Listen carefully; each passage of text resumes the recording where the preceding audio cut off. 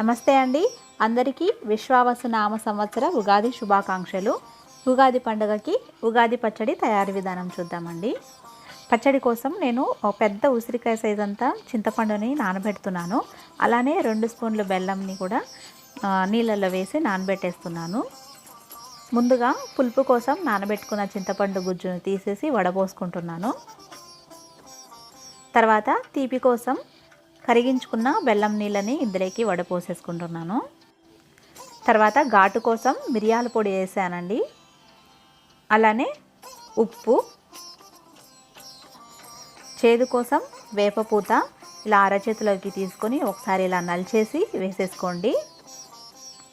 చివరిగా వగరు కోసం మామిడికాయని చిన్న చిన్న ముక్కలుగా కట్ చేసుకొని వేసేసుకోండి. నేను ఇక్కడ 4 స్పూన్ల దాకా వేస్తున్నాను మామిడికాయ ముక్కల్ని. అంతా ఒకసారి బాగా కలిపేసుకోండి. అంతే, ఉగాది పచ్చడి రెడీ అయిపోయింది. మీకు ఈ వీడియో నచ్చినట్లయితే ప్లీజ్ లైక్ చేయండి. అలానే మరిన్ని అప్డేట్స్ కోసం ఈరోజు మా ఇంట్లో ఛానల్ని సబ్స్క్రైబ్ చేసుకోండి. Thank you for watching.